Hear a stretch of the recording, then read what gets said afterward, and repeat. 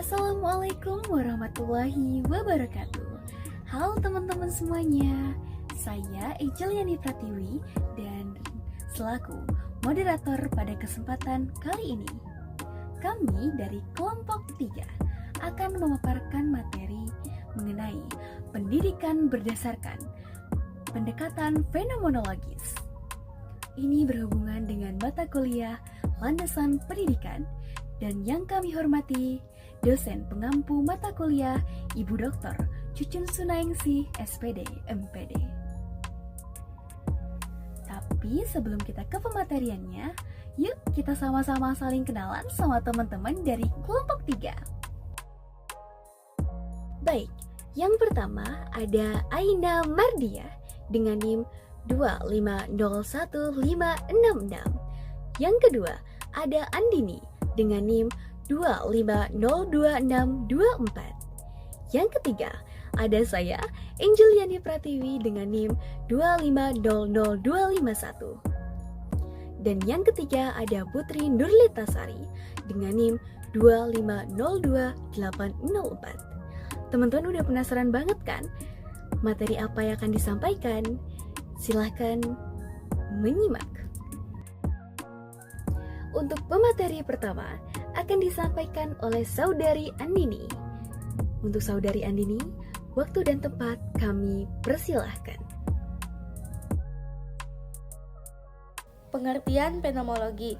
Fenomenologi adalah pendekatan penelitian kualitatif yang bertujuan memahami pengalaman subjektif individu secara mendalam, dengan fokus pada bagaimana seseorang menyadari dan memberi makna terhadap fenomena yang dialaminya secara langsung dan tanpa prasangka.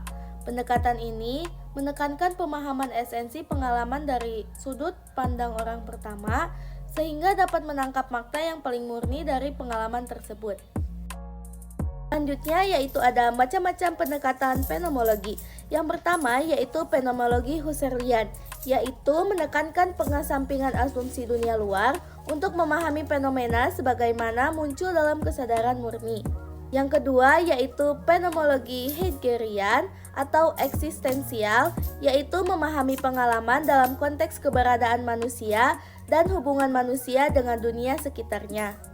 Yang ketiga yaitu fenomenologi hermeneutik, yaitu menggabungkan interpretasi makna, pengalaman dengan konteks sosial dan budaya, menekankan proses penafsiran dalam memahami fenomena.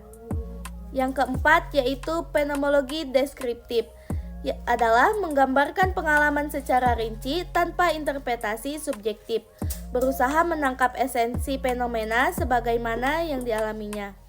Dan yang terakhir yaitu interpretatif phenomenological analysis, yaitu pendekatan yang menekankan interpretasi mendalam terhadap pengalaman individu, sering digunakan dalam psikologi dan ilmu sosial untuk memahami makna subjektif. Terima kasih kepada moderator yang sudah memberikan kesempatan bagi saya untuk menyampaikan materi.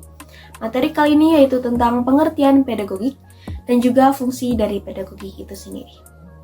Fenomenologi memberi dasar cara pandang dalam pendidikan, yaitu memahami pengalaman belajar siswa secara mendalam. Dari cara pandang inilah lahir praktik pedagogik yang lebih peka, manusiawi, dan sesuai dengan realitas hidup siswa. Pengertian pedagogik menurut asal-usulnya yaitu pedagogik berasal dari kata Yunani paidagogos yang berarti pemimpin anak-anak. Dalam konteks modern, pedagogik dipahami sebagai ilmu atau seni mengajar. Menurut Muijis dan Reynolds 2011, pedagogik adalah the method and practice of teaching, especially as an academic subject or theoretical concept. Definisi ini menunjukkan bahwa pedagogik mencangkup teknik mengajar sekaligus pemikiran teoretis tentang pengajaran. Dari etimologi yaitu pedagogik berasal dari bahasa Belanda, pedagogik, atau bahasa Inggris pedagogy berasal dari kata Yunani pedos atau anak dan agogos atau membimbing. Dari akar kata ini muncul istilah seperti pedagogos, pedagog, pedagogia, pedagogi, hingga pedagogi. Yang ketiga, pandangan ahli dan KBBI. Sadullah dalam Hugful 2018 di halaman 2 menyebutkan pedagogik sebagai ilmu membimbing anak agar kelak mampu mandiri, sedangkan andragogi adalah ilmu pendidikan orang dewasa. Menurut KBBI, pedagogik sama dengan pedagogi, yaitu ilmu pendidikan atau pengajaran bersifat mendidik. Ada pula istilah ortopedagogik, yakni ilmu mendidik untuk menyembuhkan kelainan psikis pada anak, khususnya yang terbelakang mental. Yang keempat, kompetensi dan praktik pedagogik. Tim Direktorat Profesi Pendidik Dirjen PMPTK 2006 merumuskan kompetensi pedagogik meliputi pemahaman peserta didik, perancangan dan pelaksanaan pembelajaran, evaluasi hasil belajar, serta pengembangan potensi peserta didik. Pedagogi dipahami sebagai metode dan praktik pengajaran, yaitu gaya mengajar, mengajar teori, serta pemberian umpan balik dan penilaian. Dalam praktiknya, guru menyesuaikan cara penyampaian materi dengan pengalaman, preferensi, dan konteks mengajar. Menurut Suwarno, pedagogi erat kaitannya dengan pendidikan dan bimbingan anak, sedangkan Sarwono memandangnya sebagai teori menyeluruh dan objektif untuk mengembangkan konsep sifat manusia, substansi anak, serta tujuan pendidikan. Ya, seterusnya, fungsi pedagogik yaitu menurut Kurniasi 2017 di halaman 20 adalah yang pertama, memahami fenomena pendidikan secara sistematis. Guru melihat dan menganalisis situasi pendidikan secara menyeluruh. Yang kedua, memberi petunjuk bagi pendidik. Menjadi pedoman dalam merencanakan, melaksanakan, dan mengevaluasi pembelajaran. Yang ketiga, menghindari kesalahan. Membantu guru agar tidak salah dalam konsep, teknis, maupun sikap kepribadian. Dan yang terakhir, mengenal diri dan koreksi, mendorong guru menyadari kelebihan kekurangannya lalu memperbaikinya.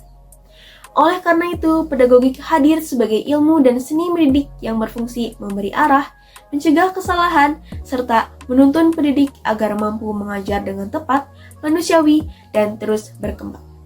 Demikian dari saya, terima kasih. Selanjutnya saya serahkan kembali kepada moderator. Terima kasih banyak kepada Saudari Aina. Selanjutnya, pemateri terakhir yaitu Saudari Putri Nurlitasari. Waktu dan tempat kami persilakan. Manfaat pedagogik ada 4, yaitu yang pertama, memanusiakan manusia, menjadikan seorang dewasa demi kebahagiaan dalam menjalani kehidupan. Yang kedua, membekali anak agar mampu hidup mandiri dan bermakna. Yang ketiga, membantu murid kritis terhadap dominisi dan praktik pendidikan. Yang keempat, mengembangkan kepribadian siswa yang sehat. Berdasarkan 4 manfaat tersebut, bahwa dari pedagogik menjadikan anak yang belum dewasa menjadi dewasa dengan kehidupan mandiri dan kehidupan yang lebih bermakna. Tujuan pedagogik. Yang pertama, memanusiakan manusia, menjadikan anak dewasa dan bahagia dalam hidupnya. Yang kedua, guru membimbing siswa agar mampu menyelesaikan masalah dan menghadapi kehidupan di masa depan. Dari 2 poin tersebut, sebagai seorang guru harus dapat membimbing siswa agar dapat lebih berkembang, baik dari segi kemampuan berpikir dan bersikap. Terima kasih banyak kepada teman-teman pemateri. Kita berikan apresiasi yang sebesar-besarnya karena telah menyampaikan pemaparan materi dengan baik.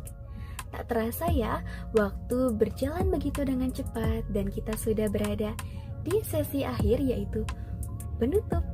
Oh iya, untuk teman-teman semua, jangan lupa like, komen, dan share. Dengan ilmu yang bermanfaat, pasti bermanfaat juga dong untuk orang lain. Teman-teman semua tetap semangat ya. Sampai jumpa lagi di lain waktu. Sampai jumpa dengan kelompok 3.